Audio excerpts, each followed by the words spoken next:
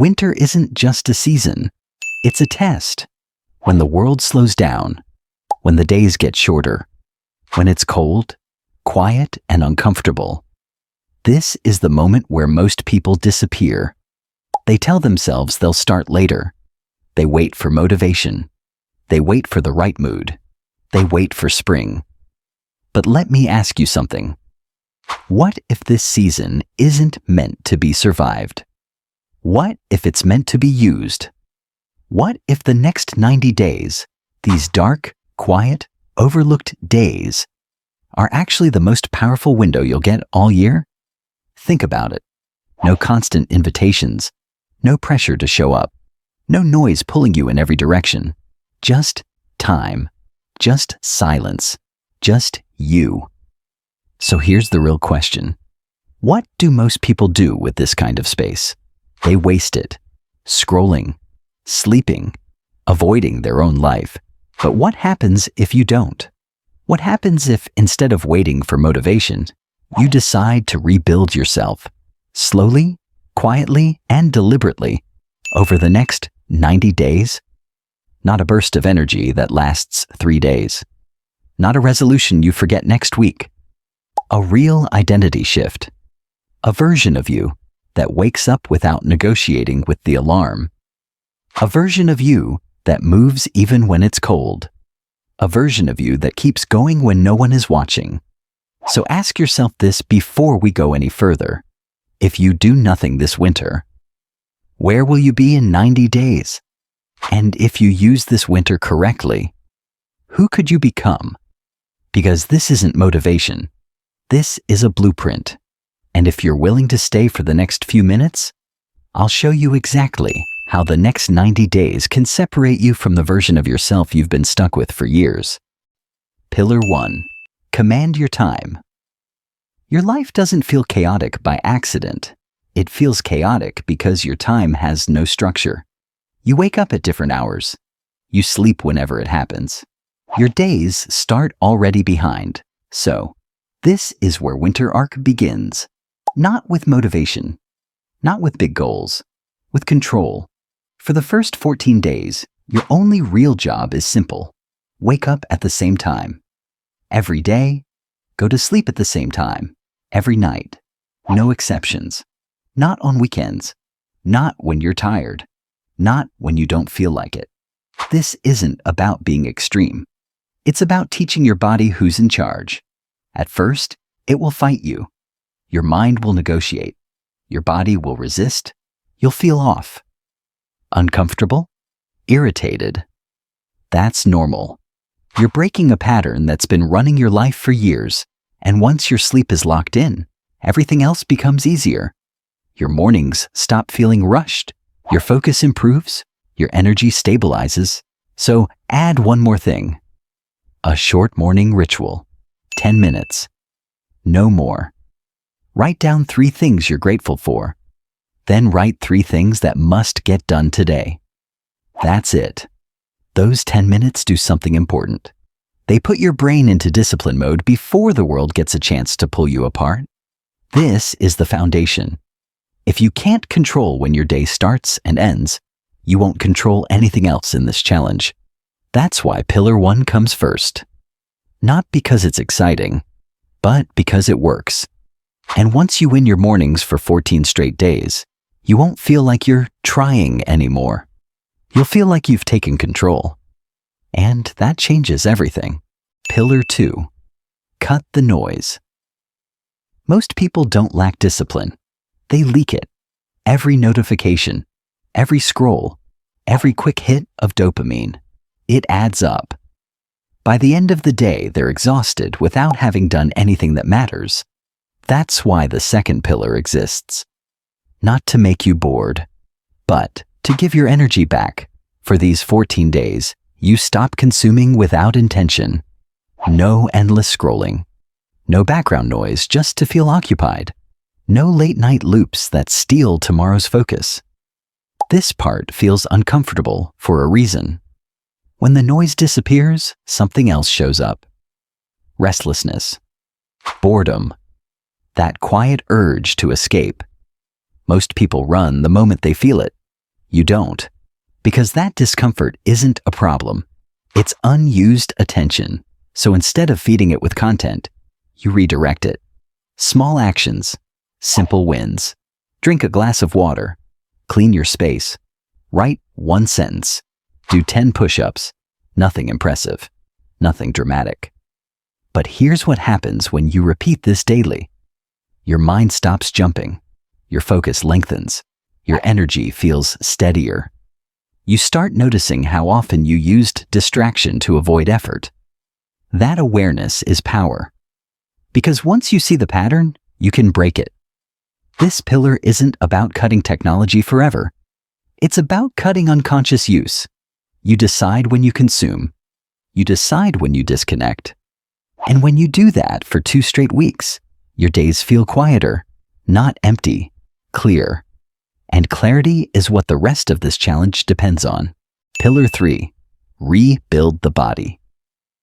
Your body is not separate from your discipline. It's the base it stands on. When your body is weak, your focus collapses. Your patience shrinks. Your willpower fades. That's why this pillar comes early. Not to look good, not to impress anyone, but to make sure you can handle the life you're building. For these 30 days, movement is not optional. Every day you move, walk, train, stretch, lift, push, pull. It doesn't matter what you choose. What matters is that you don't skip. Even when it's cold, even when you're tired, especially when you don't feel like it. Because this isn't about fitness. It's about consistency under resistance. Your body will complain at first. Soreness, fatigue. That voice telling you tomorrow would be easier. Ignore it. That voice isn't protecting you. It's preserving the old version of you. So you fuel your body properly. Real meals, real protein, real nutrients. Not extremes, not obsession. Just respect. And once a day, you do one thing that trains your mind through your body. Cold exposure, a cold shower, 30 seconds at first. Not because it's trendy, not because it looks tough, but because it teaches a simple lesson. Discomfort does not control you. You stay calm. You breathe. You don't rush to escape. Over time, something shifts. Your energy becomes more stable. Your posture changes. Your presence feels heavier, not louder, stronger.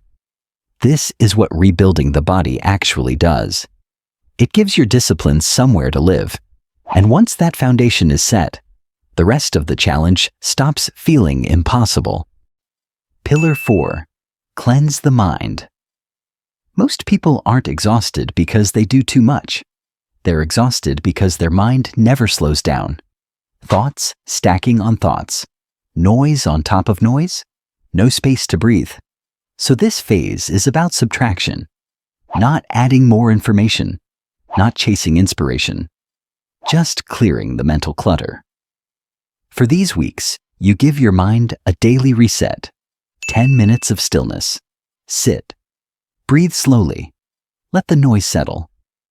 At first, it will feel pointless. Your mind will wander. You'll want to quit. You'll think you're doing it wrong. That's normal. You're not training calm. You're training awareness. Then you read. Not short posts. Not headlines. Not fragments. Real books. Real ideas. Something that stretches how you think. Because when you feed your mind depth, it stops craving constant stimulation. And at night, you reflect. 5 minutes. What did I learn today? What did I feel today? What can I improve tomorrow? Simple questions, direct answers. This is where patterns start to show. Why you react the way you do. Where you avoid effort. What keeps repeating in your life. Clarity doesn't arrive suddenly. It builds quietly. And once your mind is clear, your decisions stop feeling heavy. You act faster. You hesitate less. Because confusion is what drains energy, not effort. This pillar prepares you for what's coming next. Because the final stretch of the 90 days demands more than discipline. It demands self-awareness. Pillar 5. Train discipline in discomfort. By this point, the excitement is gone. You're not starting anymore. You're in it. This is where most people quit. Not because it's impossible, but because it's uncomfortable. The days feel repetitive. The progress feels slow. No one is watching. No one is praising you. And that's the test. Discipline is not built when things feel good. It's built when they don't. So during this phase, you stop trying to make things comfortable. You do the work even when the mood isn't there. You move when it's cold. You focus when it's boring. You keep your routine when everything in you wants to skip. Not aggressively, not dramatically, quietly, calmly, on command. This is where your nervous system changes. You stop reacting to discomfort as if it's a threat. You breathe. You slow down. You stay in control. Every time you do that, you send a message to your mind. This doesn't stop me. Over time, that message becomes automatic. You don't need motivation anymore. You don't negotiate.